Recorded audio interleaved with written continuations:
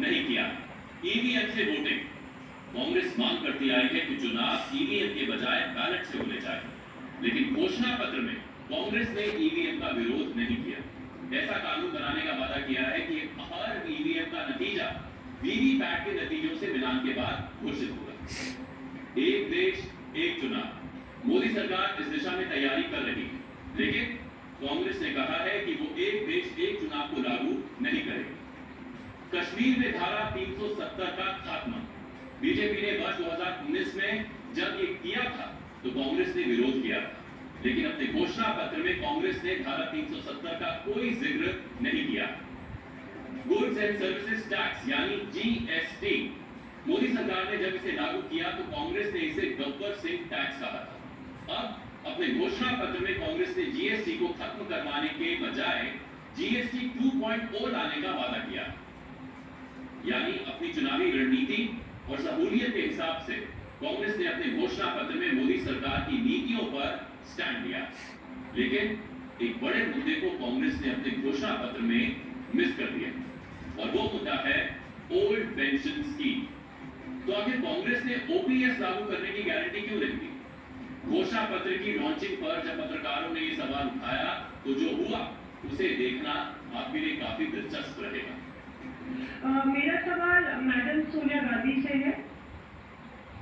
Ma'am, अगर आपसे सवाल,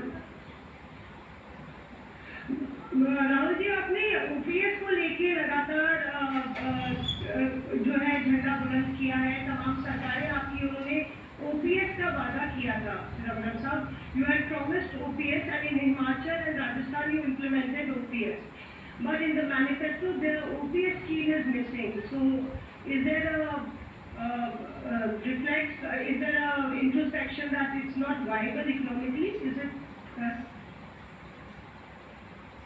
It's not missing as such. It's very much on our minds. Congress नेताओं के इस रिएक्शन को देखकर समझ में आता है कि पार्टी ने घोषणा पत्र को कितनी गंभीरता के साथ तैयार किया। जिस मुद्दे को कांग्रेस जोर शोर से उठाती रही, उसी ओल्ड पेंशन स्कीम को लागू करने की गारंटी को घोषणा पत्र में शामिल ना करके कांग्रेस ने क्या संदेश दिया?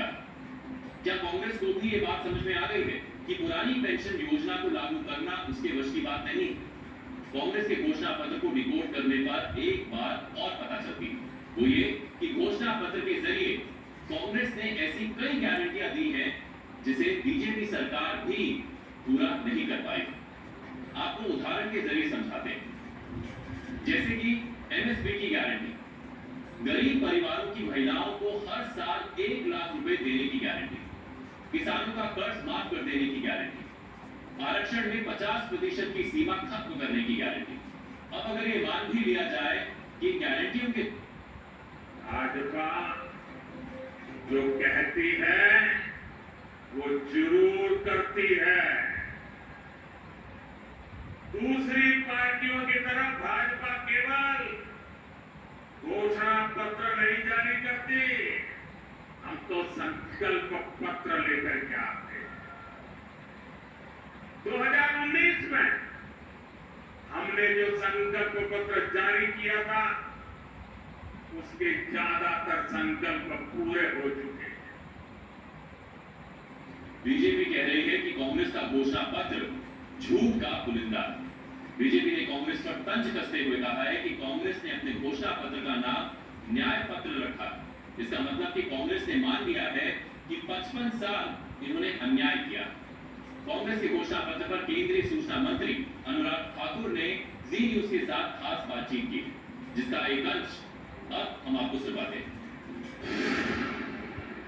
कांग्रेस पार्टी ने 2024 लोकसभा चुनाव के लिए अपना घोषणा पत्र जारी कर दिया है। 24 के चुनाव के लिए 25 गारंटी कांग्रेस की तरफ से दी गई है। हमारे साथ केंद्रीय मंत्री अनुराग ठाकुर मौजूद है। अनुराग ठाकुर जी, कांग्रेस पार्टी अब गारंटी दे रही है, एक तरफ मोदी की गारंटी, दूसरी तरफ राहुल गांधी की गारंटी। किसकी गारंटी पर भरोसा होगा इनका? देश में एक ही गारंटी चलती है, मोदी की गारंटी, क्योंकि जो कहा वो किया।